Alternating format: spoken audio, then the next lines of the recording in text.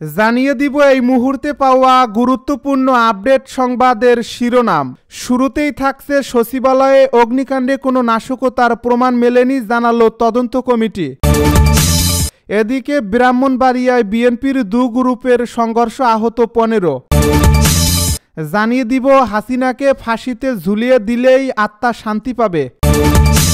এদিকে সচিবালয় ও পুলিশের দোসররা ঘাপটি মেরে আছে, সরানোর আলটিমেটাম। আরও জানাবো সরকারকে জুলাই অভ্যুত্থানের ঘোষণাপত্র জারির আলটিমেটাম হাসনাতের।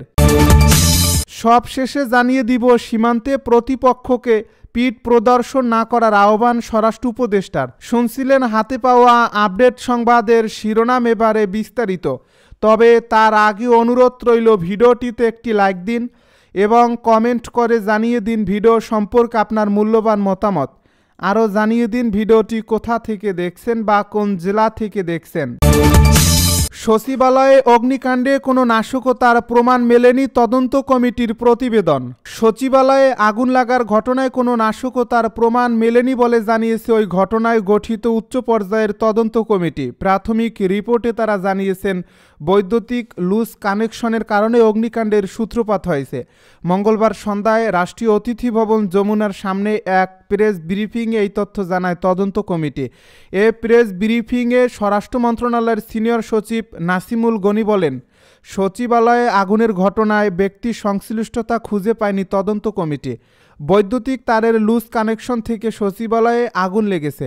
এ সময় তদন্ত কমিটির অন্যতম সদস্য বুয়েটের অধ্যাপক ডক্টর মাকসুদ হেলালি জানান, প্রাথমিক তদন্ত প্রতিবেদন প্রধান উপদেষ্টার কাছে দাখিল করা হয়েছে।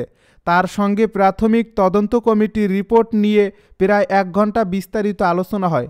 প্রধান উপদেষ্টা বিশেষজ্ঞ দলের কাছে বিভিন্ন বিষয় খুঁটিনাটি জেনে নিয়ে ভবিষ্যতে করণীয় সম্পর্কে প্রয়োজনীয় দিক নির্দেশনা দিয়েছেন। তিনি আরও বলেন, সোর্স একটাই, তবে টানেলের কারণে অন্যদিকে গিয়েছে, যার ফলে 6 তলা শেষ না করে 7 তলার আগুন নেভানো সম্ভব ছিল না। বাইরে থেকে 2 জায়গায় আগুন মনে হলেও এটা আসলে ইন্টারকানেক্টেড বলে এমন হয়েছে। ব্রাহ্মণবাড়িয়ায় বিএনপির দু গ্রুপের সংঘর্ষ, আহত 15। ব্রাহ্মণবাড়িয়া সদর উপজেলার নন্দনপুর বিসিক শিল্পনগরীর ডেকো ফুডস কোম্পানি লিমিটেড নামে একটি বিস্কুট ফ্যাক্টরির পরিত্যক্ত পণ্য ক্রয় নিয়ে সদর উপজেলার সহিলপুর ইউনিয়ন ও বুদুল ইউনিয়নের 2 নেতা ও তাদের অনুসারীদের মধ্যে দফায় দফায় সংঘর্ষে উভয় পক্ষের কমপক্ষে 15 জন আহত হয়েছে। আজ মঙ্গলবার সকাল থেকে বেলা 11:30 পর্যন্ত দফায় দফায় এই সংঘর্ষ হয়। খবর পেয়ে পুলিশ, র্যাব, সেনাবাহিনী সহ আইনশৃঙ্খলা বাহিনীর সদস্যরা ঘটনাস্থলে গিয়ে পরিস্থিতি নিয়ন্ত্রণে আনে। এ সময় সংঘর্ষ নিয়ন্ত্রণে আনতে 4 রাউন্ড ফাঁকা গুলি নিক্ষেপ করে পুলিশ। স্থানীয় সূত্র ও পুলিশ জানায়, নন্দনপুর বিসিক শিল্পনগরীতে অবস্থিত ডেকো ফুডস কোম্পানি লিমিটেড নামে একটি বিস্কুট ফ্যাক্টরি থেকে 2 থেকে 3 মাস পর পর কারখানার পরিত্যক্ত পণ্য নিলামে বিক্রি করা হয়। এসব পরিত্যক্ত পণ্য মাছের খাদ্য হিসাবে বিক্রি করা হয়। গত 1 দশক ধরে এসব পণ্য কিনতেন সহিলপুর ইউনিয়ন বিএনপির সভাপতি নাসির উদ্দিনের পক্ষের ইউনিয়ন ছাত্রলীগ নেতা সাদ্দাম হোসেন এবং কৃষক দল নেতা মোর্শেদ আজহারি। হাসিনাকে ফাঁসিতে ঝুলিয়ে দিলেই আত্মা শান্তি পাবে। বৈষম্য বিরোধী শিক্ষার্থীদের মার্চ ফর ইউনিটি কর্মসূচি আনুষ্ঠানিকভাবে শুরু হয়েছে। শহীদদের স্মরণে 1 মিনিট নীরবতা পালনের পর শহীদ শাহরিয়া হাসানের বাবা আবুল হাসানের বক্তব্যের মাধ্যমে এই কর্মসূচি শুরু হয়। মঙ্গলবার বিকেল 4টায় কেন্দ্রীয় শহীদ মিনারে বৈষম্য বিরোধী ছাত্র আন্দোলনের সমাবেশ মার্চ ফর ইউনিটি শুরু হয়। এরপর মঞ্চে উঠে শহীদ শাহরিয়ার হাসানের বাবা আবুল হাসান বলেন, প্রতি মুহূর্তে আমার সন্তানকে অনুভব করি। আমাদের কান্না কখনো থামবে না। খুনি হাসিনা যে 2000 ছেলে মেয়েকে হত্যা করেছে, আমি এর জন্য তার ও তার মন্ত্রিসভার সদস্য হেলমেট বাহিনীর বিচার চাই। তিনি আরও বলেন, হাসিনাকে ফিরিয়ে এনে ফাঁসিতে ঝুলিয়ে দিলেই আমাদের শহীদদের আত্মা শান্তি পাবে। আমরা আমাদের সন্তানদের হত্যার বিচার চাই। সরকারের উদ্দেশ্যে তিনি আরও বলেন, গত 5 মাসেও আমরা স্বজনদের হত্যার বিচার পাইনি। আমরা বিচারের নামে প্রহসন দেখতে চাই না। যত দ্রুত সম্ভব বিচার করুন। আপনারা আমাদের রাস্তায় নামাতে বাধ্য করবেন না। সম্মানের জায়গায় রাখুন, আমাদের দুর্বল ভাববেন না। দ্রুত বিচার না করলে আমরা 2000 নিহতের পরিবার রাস্তায় নামব। মার্চ ফর ইউনিটি কর্মসূচিতে যোগ দিতে সকাল থেকে কেন্দ্রীয় শহীদ মিনারে জড়ো হন হাজারো ছাত্র জনতা। এ সময় বৈষম্য বিরোধী ছাত্র আন্দোলনের অন্যতম সমন্বয়ক হাসনাত আবদুল্লাহ সহ সমন্বয়করা মঞ্চে অবস্থান নিয়ে ফ্যাসিবাদ বিরোধী স্লোগান দেন। তার সঙ্গে যোগ দেন উপস্থিত ছাত্র জনতা। সচিবালয় ও পুলিশের দোসররা ঘাপটি মেরে আছে সরানোর আলটিমেটাম। সচিবালয়, পুলিশ সহ বিভিন্ন গুরুত্বপূর্ণ জায়গাগুলোতে ফ্যাসিস্ট হাসিনার দোসররা ঘাপটি মেরে আছে, তাদেরকে সরানোর আলটিমেটাম দিয়েছেন বৈষম্য বিরোধী ছাত্র আন্দোলনের কেন্দ্রীয় নেতাকর্মীরা।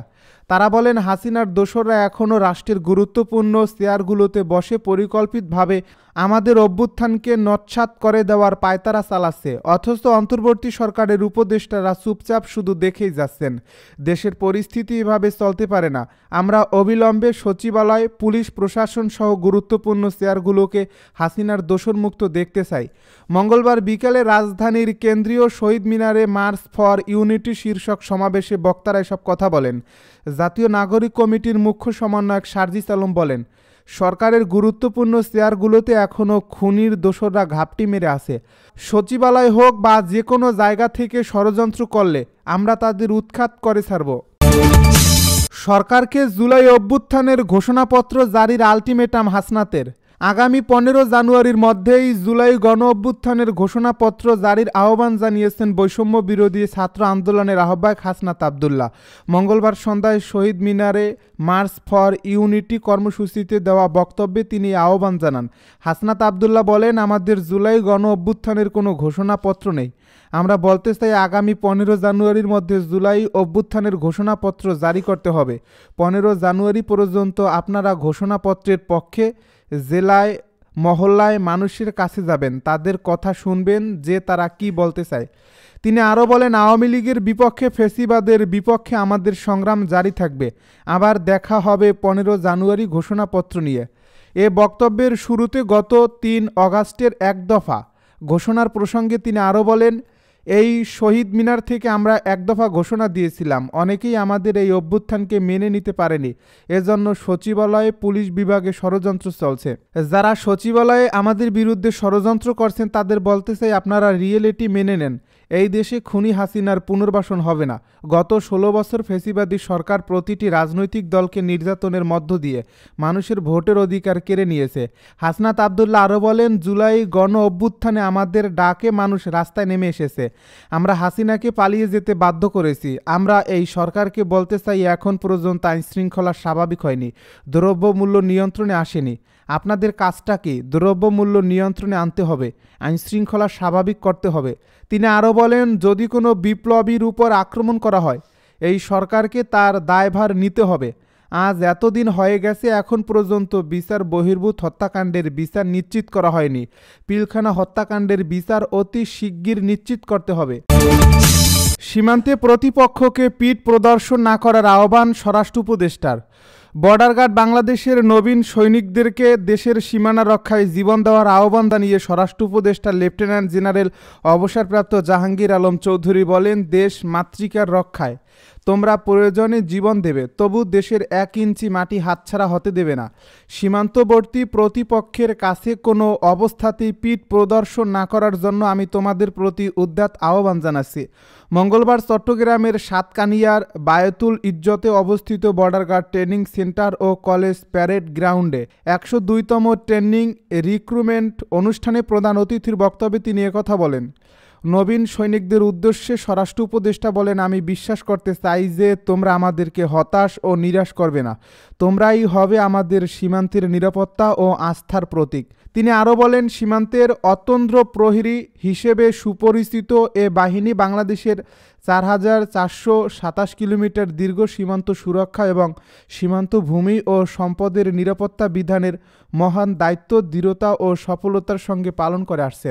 এর আগে সকালে স্বরাষ্ট্র উপদেষ্টা প্যারেড গ্রাউন্ডে পৌঁছালে তাকে অভ্যর্থনা জানান বিজিবির মহাপরিচালক মেজর জেনারেল মোহাম্মদ আশরাফুজ্জামান সিদ্দিকী, অতিরিক্ত মহাপরিচালক ব্রিগেডিয়ার জেনারেল মোহাম্মদ সোহরাব হোসেন ভূঁইয়া ও বিজিটিসি অ্যান্ড সির commandant brigadier general Gazi Nahiduzzaman. অনুষ্ঠানে ঢাকা, চট্টগ্রাম ও কক্সবাজার অঞ্চলের সামরিক ও বেসামরিক ঊর্ধ্বতন কর্মকর্তা, স্থানীয় সামরিক ও বেসামরিক প্রশাসনের ঊর্ধ্বতন কর্মকর্তারা এ সময় উপস্থিত ছিলেন।